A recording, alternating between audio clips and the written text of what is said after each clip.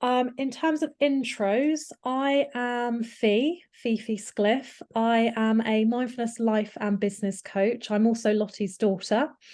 And I've been working with Lottie on a business level for the last 2 years, helping her to become more visible, putting together workshops and events, retreats to really help her spread her messages further and wider, because I think what she has to say and to offer is just amazing. So yeah, that's a little bit about me, and I'll hand over to Lottie now so she can introduce herself and then we can get cracking. So hi, thank you for that, Fee. So I'm Lottie. I'm a psychosexual and relationship specialist and predominantly work with couples, but I do work with individuals with dysfunctions. I hate that word, but that's what we coin it as. So looking at and helping them with sexual things that they're not able to navigate themselves, and for couples looking to actually enhance their relationship and help them become more intimate. And the goal, I guess, is to have sex eventually, but there's no rush with that. My ethos is about intimacy first. I also lecture, I do workshops and retreats, and lots of other different things that are going on. We now have a newsletter that goes out that gives you all the information of what we're doing. So if you want to be part of that, then please let us know, and then we can send out all the stuff that we're doing. And if you want to join us, please do. This is a free live that we do once a month. And it's just information that I'm really interested in, and it's delivered in a really simplistic way, for the reason that actually that's how I work. It's simplistic. The homework I give couples and the information that I give to therapists is so that you can work in a way that actually helps yourself if you're in a relationship or going into a relationship, or if you're working with couples at the moment. So let me get started. I'm going to be talking about one of the things that I'm really interested in tonight, which is limerence. Okay, sometimes it's a word I've used and people don't know, have never heard of it before, but it's always fascinated me. Okay, and I love it that it's actually really connected to other professional relationship therapists in the work that they do. But then it sort of didn't really come about. I was taught this when I was training all those years ago, and I was fascinated then. I'm still fascinated now how the limerence can be so connected to the love stage, and then it shifts. Okay, and we're going to talk about the shift and how sometimes it actually can become a love stage, or sometimes it can become something of an obsession. So I'm going to read some of the stuff that I've written down, if that's okay with everybody. But I want to talk first about a therapist, a psychologist called Dorothy Tenvo. And in the 70s, she coined this phrase about limerence is the first stage of love. She categorized it as the physical symptoms of flushing and blushing, trembling, palpitations, excitement, intrusive thinking, obsession, fantasy, sexual excitement, and fear of rejection. Okay, and that fascinated me, that this lovely lady had brought this other new world into the arena. And if we look at the other work of John Gottman, he talks about the falling in love, okay, which is the love part and the limerence are very closely connected. And then we've got Harville Hendricks, who talks about the ideal, ordeal, and real deal. Okay, so the ideal is what we're talking about here, which is the loved up stage. The ordeal is the struggle, power struggle between the couple, which is really important in the limerent stage, because when we have the power struggle, the limerent person, as I'm going to call them, okay, doesn't actually cope very well if they're not able to come out of that limerent stage, because they're looking at the person they're looking at as a limerent object. But we'll come on to that a little bit more as we go through. So we've got John Gottman, who's saying the first stages are very similar to limerence, which is very true. I believe that actually limerence is the first stage anyway, and the love develops because a couple will start to show interest in each other, or interest that they have, compatibility, alignment, beliefs, value systems. This is what all creates the love that actually binds them together. Whereas if you have somebody who stays in the limerence stage, they will find it very hard to do that bonding stage as they go along. It will be very, very difficult for them to do. So if we look at what is limerence, first of all, limerence is a mental state of profound romantic infatuation, deep obsession, and a fantastical longing, which I love that word, fantastical longing, okay? And the experience of somebody who's in a limerent stage can go from euphoric euphoric, or despair. There's not a middle bit. Okay, and Limerence, she coined this phrase because she felt like there was something before the love. Excuse me, somebody's texting me. During this time, the one person will feel excited feelings when they meet somebody else. And instead of it becoming the usual intense feelings that wane, which we all know we have sort of between 3 months and 18 months where the intense feelings continue, this person doesn't let go of those intense feelings. They have an emotional arousal that leads to the craving of another person, which obviously at first looks like the loved up stage, or the first thought of love, or I think it says love at first sight. Okay, so if you were seeing two people that were in those first process of at that stage, it would look like they were just in love. They were in that bubble, and they were being able to have all the things that a loved up stage would have, but it would be very different. So at first glance, Limerence doesn't sound like it's all that different. It just looks like they're falling in love. And in fact, it doesn't always sound like it's going to be very negative. But what the Limerent person is doing is actually overwhelming the other person with adoration, wholeheartedly being totally there with them. Nothing's a problem, no red flags. Any red flag will be turned into a green flag immediately. And sometimes for the Limerent object, this can be very overwhelming. And at first, the person who is the Limerent object will actually feel like they've got to go along with it because it feels so powerful. Who wouldn't want to be adored? Who wouldn't want to be looked after? Who wouldn't want all this adoration, maybe presence, this love coming towards them? It feels fantastic. For the other person, there's an anxiety going on, okay? And it might be, usually is, not known. They're not realizing how the adoration is overwhelming the other person. They haven't got an insight to that. So when the other person starts to say, this is overwhelming me, they will get quite fearful of that, because there might be despair coming, because it might be an ending. So what they're doing is trying to plaster it all back up again. So any red flags would be green flags. Any interruption to the adoration, they would make sure that they plastered it up so it would become different. They would do anything they could, which is sometimes why we look at codependency when we're talking about Limerence. So many people don't recognize the existence of Limerence. And again, like I've said, a lot of people have never heard of it, but it actually can be experienced as a hopeless romantic or passionately in love. But Limerence is not love. It's not the same at all. And if you're in a Limerence state, they call it the fool's gold of love. And it's shiny, but there's no real substance to it. So you can imagine the shininess of it and the feeling that the other person is getting, that actually somebody sees me, feels me, can be with me, accepts me. But actually under all of that acceptance is a person that's making a fantasy and an illusion of what the relationship really is. Okay, so what's actually going on is not what's going on for that other person. That's why they call it a mental state, because the person is actually making it up. And they're doing, when they've made that bigger story up of what they want it, their hopes and dreams of what it will be, they will do everything they can to apply it to make it look like that. So Limerence and love can start off in a similar way. So I've written down the chemicals here, because I think chemicals are really important. So the noradrenaline, which is the energy and the stimulation we get from that drug. So this is when we have the loved up stage. This is one of the drugs that will be coming into our body. Then we have phenylethylamine, which is the nervous system. This is the nervous system really reacting to all of these things that are happening. And both people are actually having those chemicals at the same time. Then we've got the dopamine surge, which is about pleasure, mood, motivation, and satisfaction. So in that first stage, both of them are getting those chemicals, yeah?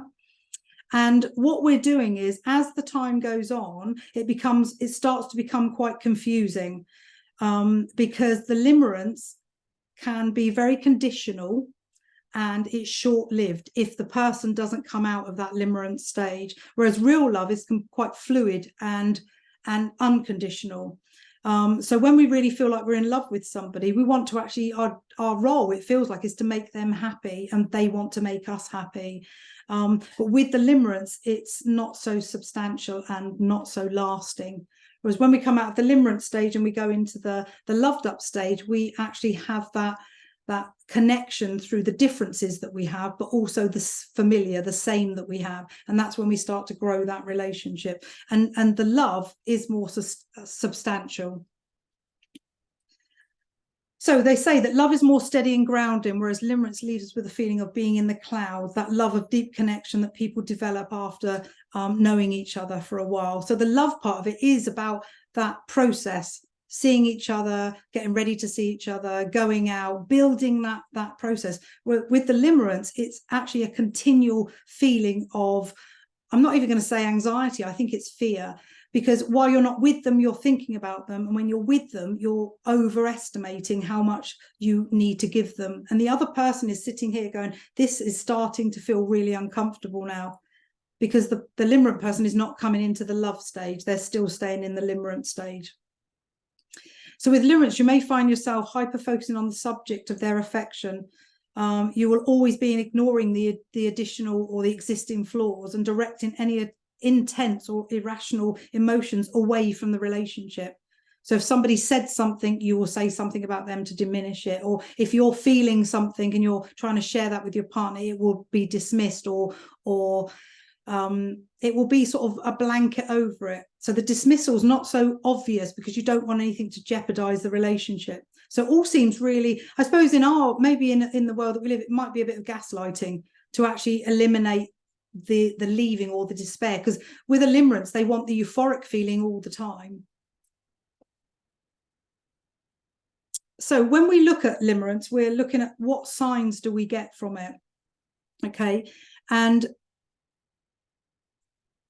for me, I think it's looking about let me just read this first. It can be hard to suss out. It can be hard to suss out the signs of the limerence, because that's what we're both in when we first meet each other. But as the time goes on, you can see the changes. Yeah. So when we've got lack of clarity into who they are. So the limerence is based on hand-picking certain traits and experience. So they're looking for somebody that actually will fit the brief of who they want to, I'm going to say manipulate, but not knowingly. Yeah, so they're looking for somebody that actually is maybe a bit vulnerable, maybe is a bit in a place where they want to have some experience, some fun, some connection. And a limerence person will be able to seek out that person as an object, which I hate saying that word, but it's true. That's how they see it. And what they will do, they will make the picture bigger. They will fill the gaps as they go along. Yeah. So because of their view, there's a limit to how much they think the other person will be able to give them. And what they're doing is making the picture for both of them anyway. So the next one is intrusive. So involuntary thinking about them, which takes up the whole day. So if you are somebody that's in a limerent stage, your whole thought process will be taken up by this person. Okay, day and night. In the morning, when you wake up, in the nighttime, when you go to sleep, you'll want to know what they're doing. You'll be absolutely consumed with what they're doing. You'll fantasize about the relationship. You will obsess about the relationship. You'll be fearful the relationship won't continue. And one of the things that happens with both of them is that they end up being isolated. So the limerence person who is having a limerent object will try to take them away from all the other things they do. So the limerence person will automatically start not being able to go to work, not being able to meet their friends, devoting their time to this person. Okay. And because of reciprocity, the limerence person is expecting the other person to do the same. You don't need to see your family. You don't need to go and see your girlfriends or boyfriends. You don't really need to go to work, have some days off. So it actually affects the whole relationship. And when we think of the loved up stage, we think of that bubble that we're in, that some of that can happen. You know, we end up not going to see our parents, we end up not going to see our brothers or sisters, and we are so focused on that bubble. But this bubble continues. So I want you to think just for a minute, feel how that would feel, the intensity of that love that you first felt. It felt amazing. Somebody actually sees me and wants me, and it feels amazing. And there might have been experiences with other relationships where you've not felt that before, but the intensity of it continues. It's not like the loved up stage where it starts to wane after 3 months or 18 months. It continues after 2 years, continues after 3 years, if it's able to last that long, before the other person yields or collapses. Okay, you've got to yield to it and go along with it, And sometimes there might be a bit of fear not to yield to it, because actually the other person can be quite fearful, then threatening. But also, if you come away from it, the despair the other person gets, and we have heard in therapy, and I'm sure some couples may have witnessed this, I don't know, or thought this or felt this, is we can say things like, I can't cope without you, don't leave me. Okay, and that can be really like a big responsibility for the other person to hold. So this intrusive thought process seems to be something that they will continue to be in, and really the other person is unaware of it until it's actually continuing again and again. They feel like they're really lucky to be in such a loving longevity vision relationship. And the limerent person will actually be seeing the object as an imagined future together forever.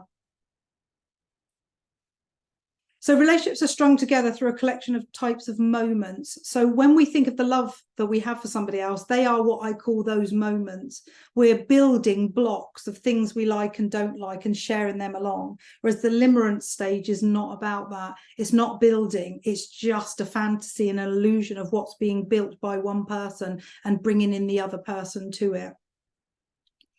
So I've talked about when the deprioritization of a relationship in real life starts to diminish, okay, and you emotionally become dependent on the other person because that's what you were so looking for. There's sort of a bit of a shock with it, really, that actually this isn't the person you thought they were, and the continuation of that overwhelm is quite, there's a loss that you're feeling, and you're not quite sure how to get out of it.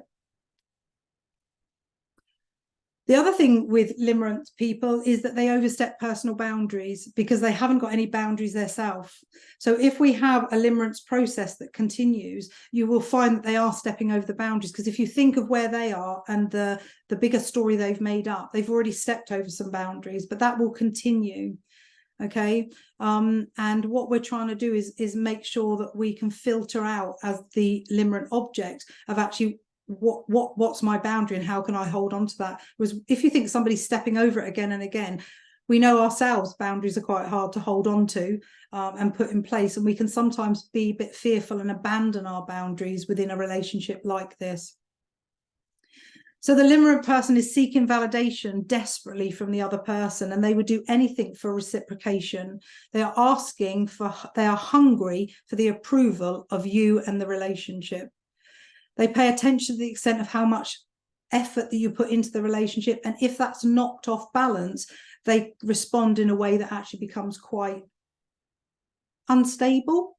Okay. And I'm going to say that because we look at the top and it says it can be a mental health process. So they become quite unstable, and they start to see the relationship as one-sided, and they get angry.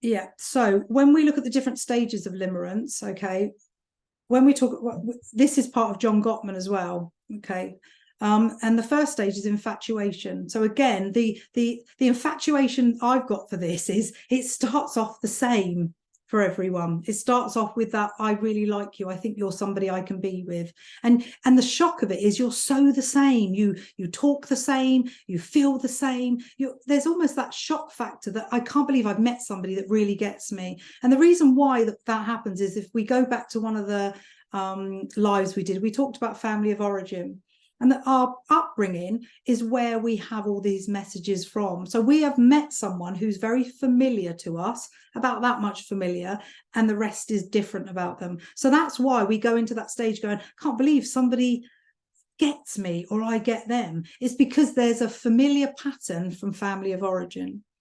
But the first stage of limerence is actually akin to the first stage of a relationship, which is what I've said.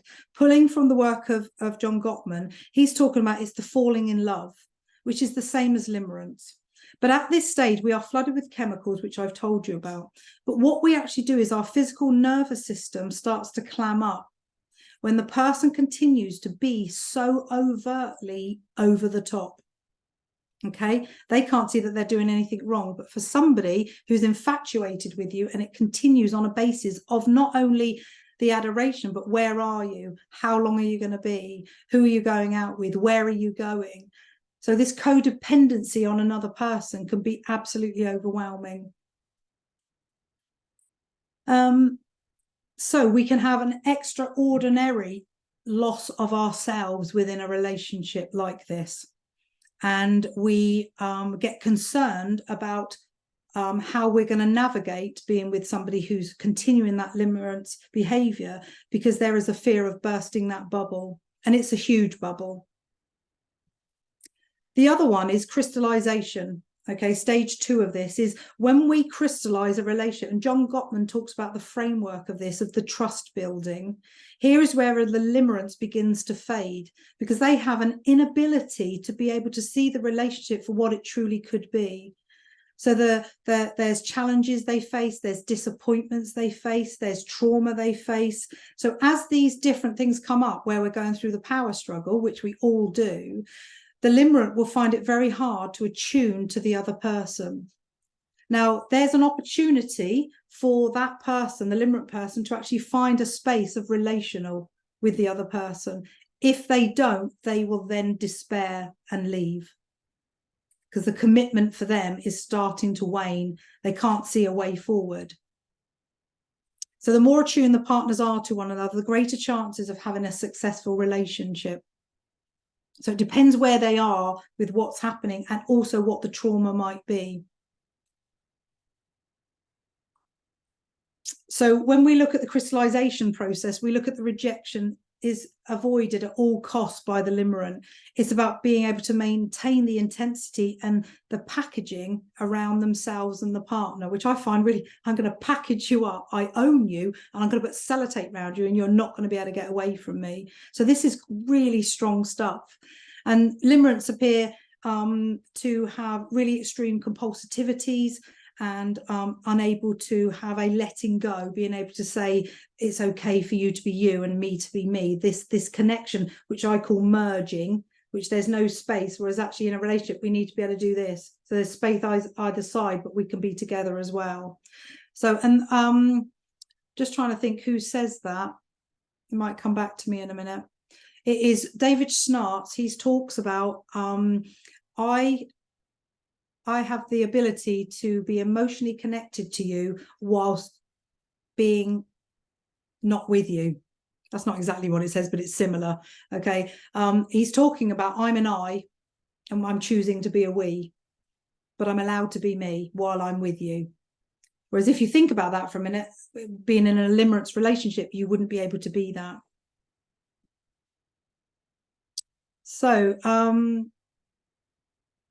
So when we look at that stage, we're starting to look at the deterioration stage, or the phase. Instead of the relationship strengthening, it falls apart. And at this point, we're most likely to lose interest. The limerence is likely to lose interest in that person and starts to recede from the other person. So it usually ends in crushing disappointment and frustration. So I'm just going to caveat that with something that really we don't want to know or hear, but it's true that if that crushing disappointment and frustration and their background has come from somewhere, which it has, that's why they are like they are, that's when we can get somebody who stalks us. Okay, so somebody who's actually so disappointed, so upset, so mentally destroyed by not believing that this person could let them go, that's when they might stalk them. The other word I heard the other day was ekinesis. I don't know whether anybody's heard of that before, but it was really interesting about you can get sometimes, and it's not connected to limerence, but it made me think about we copy people, how we copy people. So if you have an instance where somebody comes infatuated with you, or they are seeing you as an object of desire or identity, then they would start to look like you. So they would dye their hair, they would wear the same stuff. So that's nothing to do with limerence, but I thought I'd throw that in because I thought it was really interesting to have a word that goes with that. So what I talked about earlier was about becoming, when does it become unhealthy to the limerence stage? And the unhealthy part is that the limerence can't see what they're doing, and the codependency is so strong, and the limerent object starts to pull away from them. So this is when the unhealthy process, it's already unhealthy, but this part is it when we've got to really be mindful of how we're letting that person go, because they are, like I've said, euphoric or despair. There's no middle bit. So the limerents can find it's a painful process for them to untangle themselves from the relationship. And the person who's been left also is wrapped up in low self-esteem and self-worth. So there's two processes going on there, not just for the person, the limerence, who's been let go of and not able to do that intensity anymore, but for the person who's had this for quite a while, realizing they weren't being in their own identity or really working their own vision for themselves. And with therapy, you're able to actually think about how to work that through. And we would be looking at unmet child needs for the limerence, and being able to help them detach from the unhealthy process of that adoration from another person. Like I said before, limerence can turn into love if the limerence person is able to see what's on offer, that they haven't fantasized or had a bigger illusion of what it might be, that actually if they can see the pathway of actually the power struggle is where they start to learn about each other, there is hope that actually limerence can come out of that and be able to have a full relationship. But they see love as a risk. They actually see love as a risk, or the commitment as a risk. And we're going to talk about attachments. I still believe that somewhere along the line, they've got some sort of an attachment with their caregivers that's taken them to this place. So when we first meet someone, the bottom line is when we first meet someone, we are in that limerent stage. Okay, we are both in it. We're butterflies and blushing and flushing and infatuation and everything. And actually, it's really beautiful. And I do know some people that's never gone through the limerent stage, and they wish they had. For some reason they didn't, something got in the way. But if you have had that experience, which is so lovely, but what we want to do is actually make sure that a relationship is built on getting to know each other, having a process of the red flags and the green flags, or I like this or you like that, your belief is, my belief is, my value system is this, because there is a process to it. It's not all dumped in one thing, that somebody's making a big story that's already said and told that this is how it's going to go. It's a process of give and take, push and pull as we go along. And that gets us to realize, actually, I want to be with you. So as they call it, warts and all, after the limerence days, we start not wearing makeup and put baggy gym jams on, and we show the other person who we truly are, okay, which is absolutely fine. I think that deep love is an intimate, quiet love. I don't think that when we talk about limerence, this feels very loud and showy and full on and in everybody's face and everything. I think if you really get to that stage of love, it's intimacy is very quiet. It's just between you two. It's really sacred, and you're able to actually facilitate that process with each other. It doesn't have to be loud and gregarious and full on, so everybody can see that actually I am the one for you and you can't get away. So there is, in the limerent stage to love, there is a beauty, but there's also a terror. So when we love someone, we start to love someone, we are hoping that they're going to reciprocate that. And as we get closer in a relationship, we get more fearful. Have you ever sat by a telephone and waited for a call, and it hasn't come at 7 o'clock, it's come at 20 past, and you've gone, oh, that's it. They've packed me up. I didn't do something right, or something went wrong. We start to fear as we get closer to someone. So that's why there's excitement and fear within a relationship as we get closer to them. So that's all I've got to say on limerence. We'll do some questions at the end, if that's okay. But I find it fascinating that actually we can have something that's very close in lots of different genres of relationship and therapists, and it equals and mimics the same, but one person might not be able to hold that place for themselves in a commitment way along the way. And that euphoric place for them is continuous, and for the other person it has to diminish, because what we're doing is real life. Then we can't keep on that intensity. So I hope that's been helpful, and for therapists to work with couples on this and know about it. And it's interesting how many times I've mentioned limerence and people don't even know what it is, or don't know where it's come from. So I absolutely love the thought that it's been coined by Dorothy, and that it's part of it, because the falling in love part of us isn't automatically there, because we're trying to get to know these people. We don't know them. They've come from different family of origins. We're different people altogether. And what we're trying to do is, I've got a map in my room. It's France and England. You put them on top of each other, they don't fit. And that's what we're trying to do in the limerence stage, is, do you fit me? Are we okay? Are we compatible enough? And there's loads more to learn along the way. So I'm going to stop talking about that because I'm fascinated with the subject. Okay. Any questions, Fee, on that?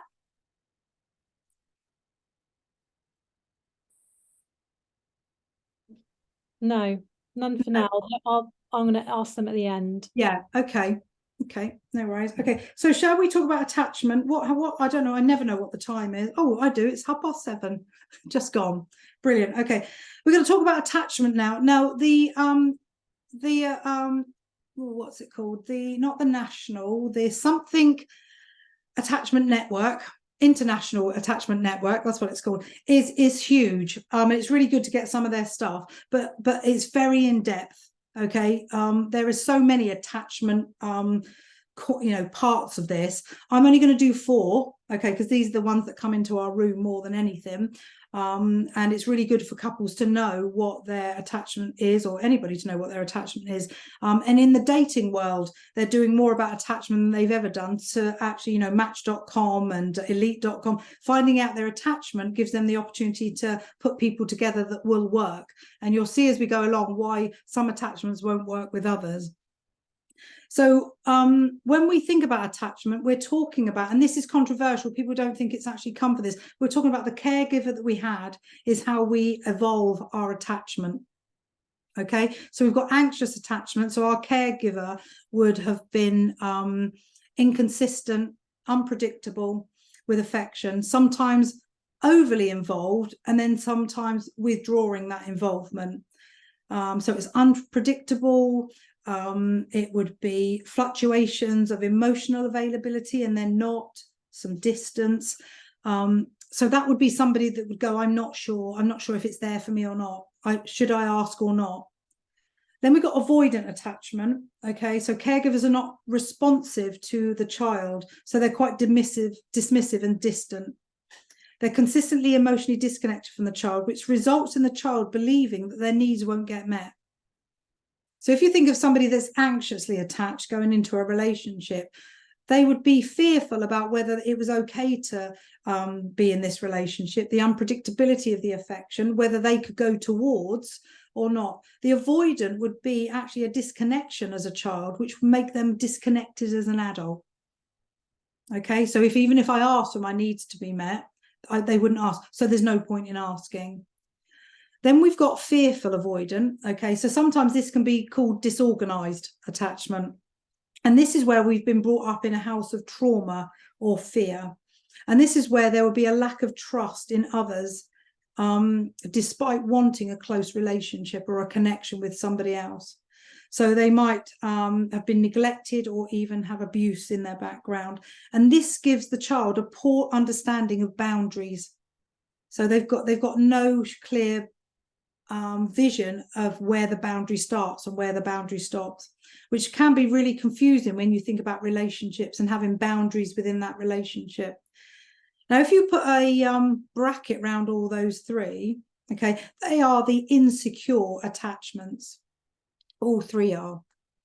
Then we've got secure attachment, which is where the caregiver is responsive and attuned to the child's needs. So when the child cries, the parent will go and do whatever's needed. But also the attunement is sometimes the child is given something that they wanted but hadn't asked for. So there's a real attunement with that child to actually be able to perceive what they need. Now, one of the things I do for my clients and give to couples is I do it in picture form, because I'm visual. So I'm just going to show, I've got 3 of them here tonight. So if we were looking at, let's look at the anxiously attached. So if you're anxiously attached, you're an octopus. Okay, because what we're looking at here is you are not sure whether to seek your mum and dad's affection or whether it's available to you. There's an unpredictable affection, so it's sometimes there and sometimes not. So the tentacles are going out, but actually you're not sure whether anything's going to come back on them. Okay, so that's sort of my vision of somebody who would be anxious. It would be tentatively with their tentacles thinking, am I safe? Is anything available to me? Okay, so when we talk about anxious children, we are talking about becoming anxious adults. Okay, because I know therapy helps that, but if we don't go and seek out help with it, we don't then let go of the anxiety from childhood. We continue on a bigger version of it in adulthood, and that affects relationships. Yeah. Also, being anxious, you're not very good at making decisions. I'll do what you want to do, or I'll go where you want to go. And actually, in a relationship, we need both people coming to the table with ideas. The other one I've got is the avoidance, okay, which is where the person didn't get much response, okay, and they were constantly disconnected from their parents as a child. So the interesting thing about this is if this person was in a relationship, they would be close but not, smothering or nothing, in or out. Okay, they wouldn't be able to regulate themselves because actually from that avoidant process, they weren't sure whether they were allowed to ask for their needs to be met. So there would be part of them thinking, let me step in and see what happens. And if somebody says, I could not now, they would say, I can't ask for what I need. I knew I couldn't. I need to make sure that I come away from you. Yeah. So this is really useful because it gives people an opportunity to actually think, right, I'm a turtle. How can I come away from being how I am? So behaviorally, this is how I'm behaving. So if you look at these all as behaviors, we can actually change our attachment style if we want to. Okay, so if you had somebody, I'll go on to the next one. If you had somebody that came from, and this is how I know it can change, is if you come to become a dolphin, you've got a secure attachment, so you were loved and adored and things were really cozy and lovely. But actually, if this person went into a relationship and there was a betrayal or an affair, they would become anxiously attached. So their security has been marred by what's happened to them, and then they would go back to they would be an octopus. They would stop being a dolphin. So we can, through relationships and the I, looking after ourselves, who am I as an I, work on our attachments and be able to actually go, I don't want to do that behavior anymore, as in anxiety or avoidance or fear, or we want to get to being everyone wants to be a dolphin. Okay. So I hope that's helpful with the pictures. I find it really helpful, and the people that I work with find it really helpful. So if we think about our caregivers, they are the ones that shaped our attachment style, okay? And I'm not vilifying any parent here, okay, ever, because they've had what they've had, had what they've had, and then they hand it down. What we're trying to do in therapy is actually, who's going to change the history of this family? Who's the one that's going to actually go, I'm not going to be like that this time. I'm not going to be avoidant. I'm not going to stay in an anxious place as a parent so my children become anxious. So we can change history if we want to. And if we have a person who has a secure attachment during the childhood, I've said this already about betrayal, they then become an insecure attachment, okay?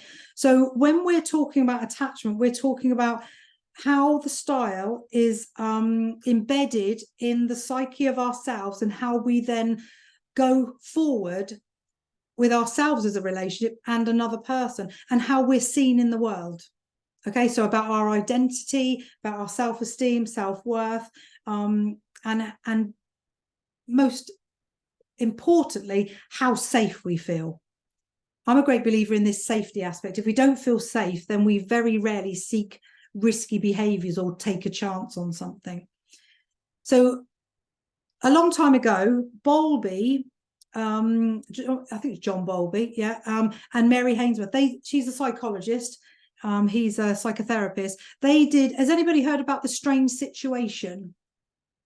Yeah, okay, so they did this experiment where they had a mother or mothers with children, and they had the opportunity to see how the children, and they were hypothesizing at that time, because it was very new, of what attachment those children were displaying when the mothers went outside of the room. So the mothers were there and the child was engaging with the mother, and when the mother went out, they got distressed. When the mother come back in, the child soothed. So they called that secure attachment. Okay, another child was dismissive of the mother and didn't bother with the mother. The mother went, didn't even know, and come back in, was still dismissive. Now, you can say that that sounds great, but actually there was toys there. So the child might not have been being dismissive. He might have been connected to the toys. But when children are very small, they need to be let go of, okay, enough so they can look round and see that you're still there. And you're not going as an anxious mother, don't go too far, be careful or you don't fall over, because that's actually what you're projecting onto the child. And that's why people come away with attachments of anxious style, because there is something within that profile of the parent that's putting that onto the child. What we've got to do is let the child go further. They always look back. If you ever go to a playground, okay, take a dog or a child, otherwise it looks a bit weird, and be able to sit there, you will notice that children are on those bars, but they're doing this all the time. They're looking back, making sure that somebody is there.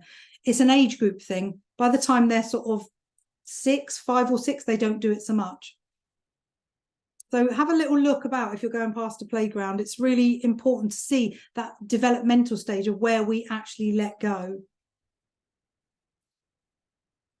So you can look at the strange situation yourself. I'm not going to go all through that, but there's a list of the things that actually happened with it. And they were categorizing all the attachments that I'm talking about. So if you wanted to change your attachment style, okay, the specialist within this talks about how we ask ourselves some questions, and these are the questions that they put forward. So how were they, so we're talking about parents or caregivers, towards you as a child? Okay, so if you want to identify your relationship patterns, start by thinking what the relationship was as a child, and then you'll be able to change it if you want to. The other question is, how did you respond to them? So how were they towards you? How did you respond to them? To whom did you go for comfort when you had a problem?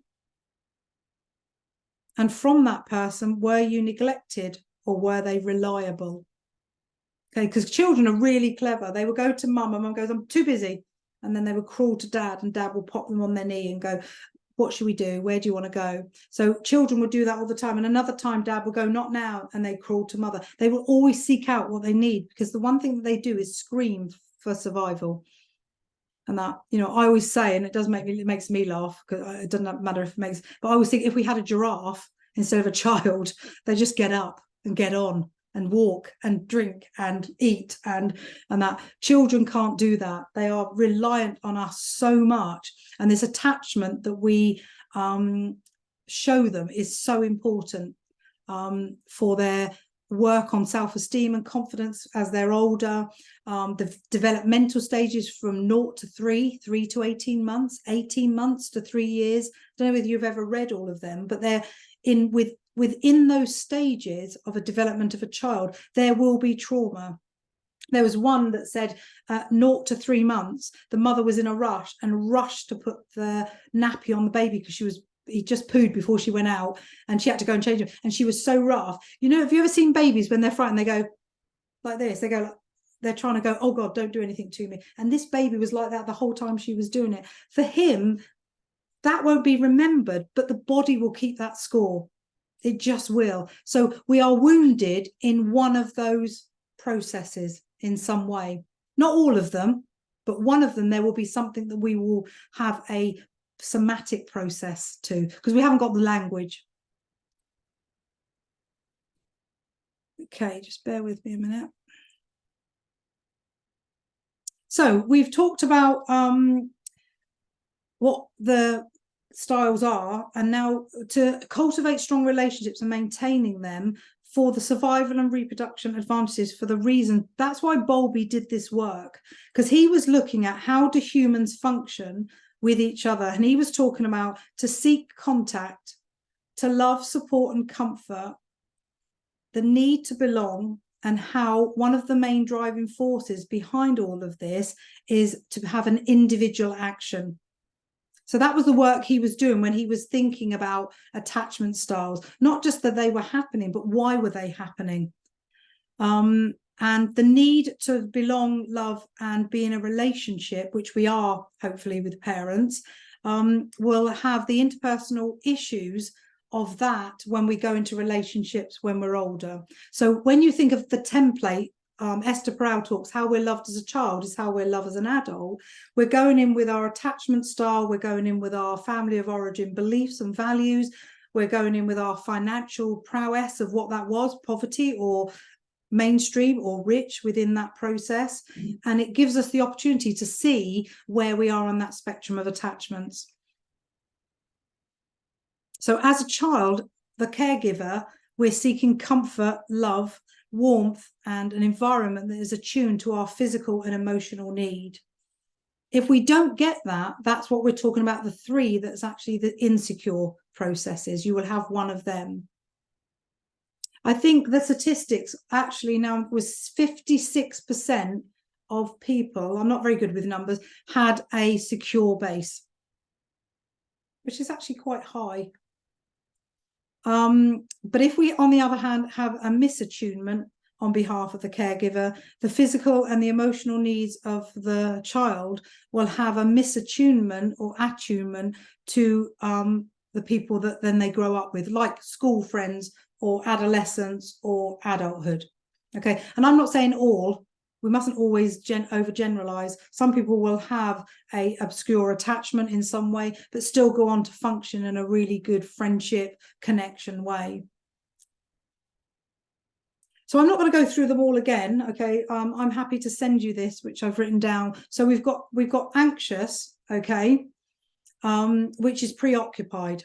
So if we have an anxious state, we'll be preoccupied with the worrying that we've got in our brain and the intrusive thoughts and the overthinking about, if I did that, I wonder what the outcome would be. And by the time you thought of the outcome, the situation has disappeared. So you've got a negative life view. Okay, I always talk about, don't befriend anxiety. It's not your friend. It's here because in cave times, we needed to be anxious because you were going to be eaten any minute. So sex was really quick. Cooking was really quick. Waking up really early in the morning because you knew the animals were just about to go to bed because they'd been nocturnal. You couldn't do it in the night time, you wouldn't be able to see them. So you get up really early. Everything was very immediate. So anxious people are preoccupied with this. And what we've got to do is actually try and help to get them out of that anxious state, okay, and get them really attuned to their bodies. Okay, because people do, there's this and then there's this. Actually, I see it as all one. Holistically, you're all one. Okay, and then if we got the avoidant, we'd be dismissive. Okay, so that would lead to being negative to others, actually not listening very well to others, not having your needs met as a child. And there might be some sort of process for you going on that actually, why should others have what they need if I can't get what I need? Okay, this is not sort of like, you know, this is quite over. It's covert. It's not like, what do you call it, conscious. It can be the subconscious working out how I can be safe. If I've been dismissed all my life and I go into a situation, my setup is I'm going to be dismissed again. Dismissive, okay, avoidant. So I'm going to avoid things that might hurt me. Then we've got disorganized. So there's a fearful. If we have a disorganized attachment, there's a fear going on. There's been trauma. There's been loud noises. There's been vibrations. All of those things will make our body and our nervous system. When we talked about the cortisol, no, we didn't talk about the cortisol, and the noradrenaline and all of the energies, all the different dopamine that surges through our body. But not only that, we have cortisol, and cortisol is a really good thing to propel us forward. But if we get flooded with it, it can make us ill. So that disorganized part of us is where we actually we fear all of that, but we go towards it. Yeah. So if you think of domestic violence, for instance, okay, so somebody would be in a domestic violence relationship, they would be fearful of it, they would have a disorganized attachment, which would get them to go back into a similar relationship again. So some of our attachments will have an identifying struggle, and our job as therapists or as individuals, do one of the quizzes to see what attachment you are and see what your partner's attachment is, and then you can actually really guide each other to go, and that's why we clash. Because when I'm anxiously trying to ask you something, I don't say it in such a formal way because I'm so anxious about asking it, and you come from a dismissive place. I can't then say what I want to say because I feel like you're going to say, oh, don't be silly, or I can't be bothered with that. Or what we're looking for is, I need to have time to say it because I'm anxious, and I'd like you to say, tell me more. What do you need from me?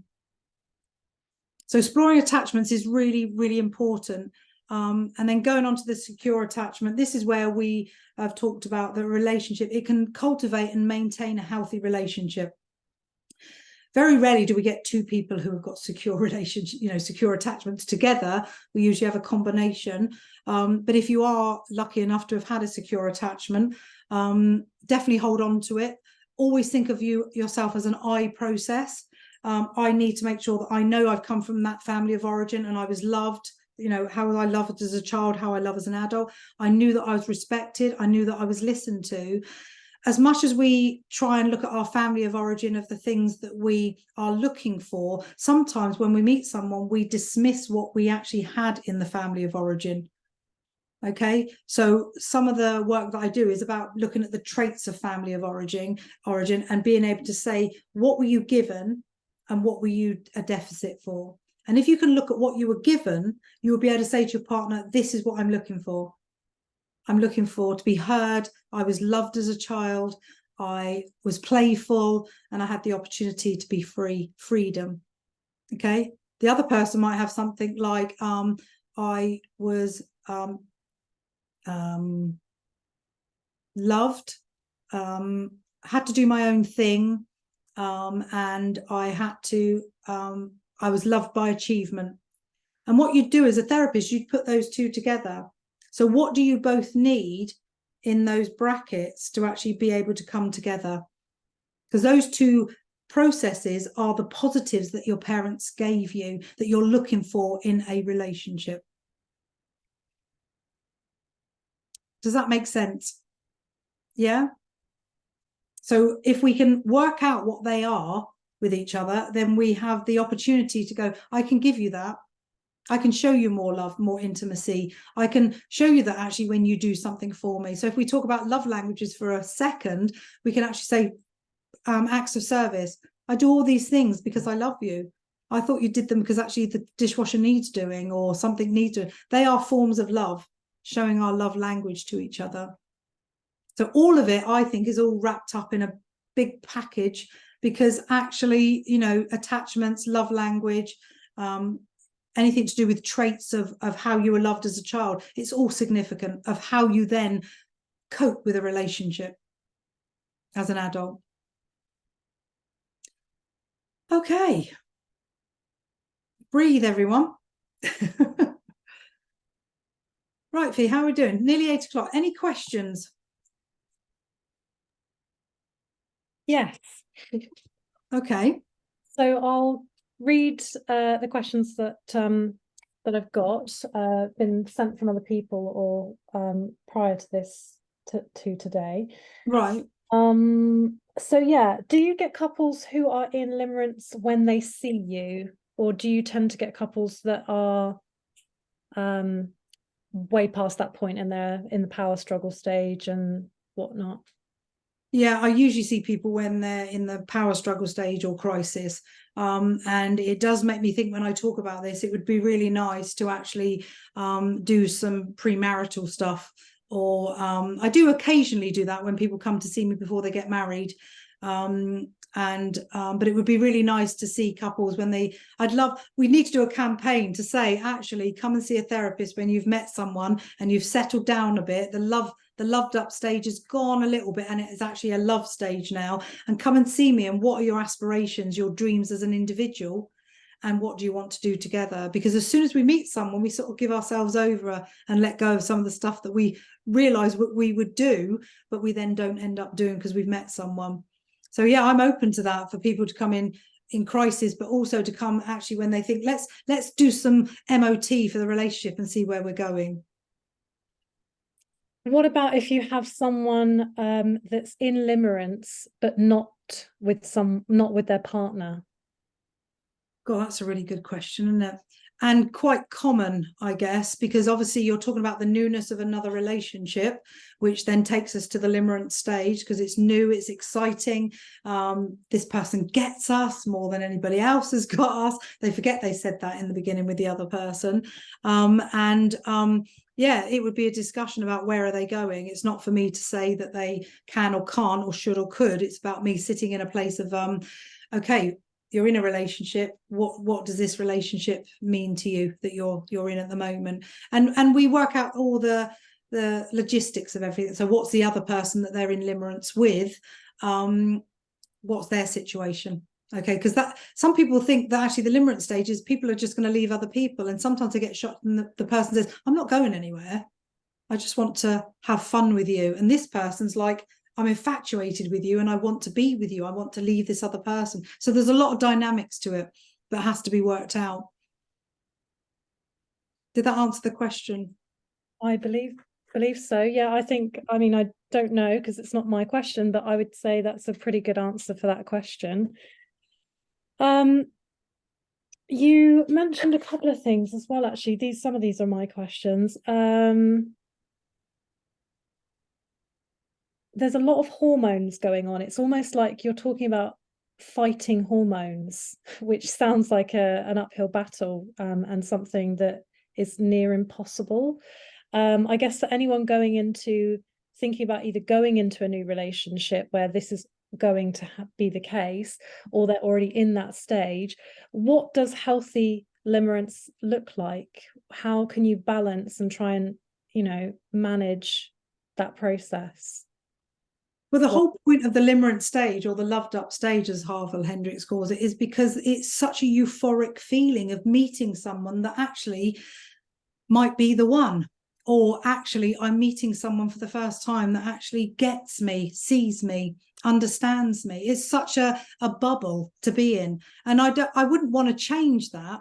But the limerence part is only sustainable up to a certain amount. So I don't want us to confuse being in limerence or being in that infatuation stage as being not okay. The limerence stage is fine. It's when the limerence continues over into an obsession or possession.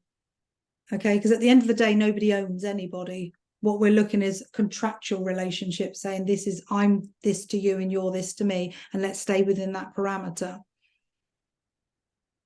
Yeah, so the hormones are supposed to be there. This is why we create life. This is why we have relationships, and it's a great feeling to have. And it's quite interesting, actually, because I do get some people, mostly online, who say, I'm in this stage, but I'm going to step back. I'm just going to step back a minute. And it's quite invigorating, really, because I think that's hard to do. They just want to see what they're seeing or feeling. And maybe it's a little bit of safety. Is it real? What I'm getting does it feel real? Because one, they might have had it before and it hasn't lasted, or their relationship is finished, or it's overwhelming. They've never had it before at all, and it's really overwhelming. So I think the chemicals are there for a reason, because actually this is how we, law of attraction, attracting each other, desire, arousal, this is where we're going to. There are two more questions, and then if anyone has any, I welcome them. Can you be in limerence with more than one person at a time? That's a really interesting question. I would say the limerence process is so overwhelming, it would be quite difficult to be. But the interesting thing about love is there's 3 flavors of love, isn't there? There's love, lust, and romance. So we can actually be in connection with more than one person at a time. So with the limerence stage, I think, I've not read anywhere that you can be, but I guess I would say that while you're in limerence with one person and it starts to fade, you'll very quickly get into limerence with another, if you are looking for a limerent object. So if that mental health stage stays with you, you don't actually find help with it, you will quickly not like the despair feeling. You'll want to go back to euphoric and you'd seek out someone else. Okay. And do men and women experience the same feelings within limerence, or are there differences? Do you know from your experience? I'm going to say it's very familiar. It's really familiar, that limerence feeling. Yeah, I think, generalizing, I'm not going to if I can help it, but, and I never vilify men for this, but their innate part of them is seeking affection and sex. Okay, so that limerence part of them might be heightened for them, I don't know, but they're still in that bubble with that other person, wanting to seek out all they are and all they can be to that person. It's interesting because we always talk about men as when men fall in love, they really do. They really do. Whereas they say that sometimes women will sit on the edge slightly to be a bit more curious or a bit more standing back a little bit. Yeah. So I'm going to say, yes, they feel it the same. There's a bubble. They forget about other people. They forget to go to work. They put their pants on backwards. It's all crazy town for them. But I think the seeking out for men, there's a different biological process. Okay.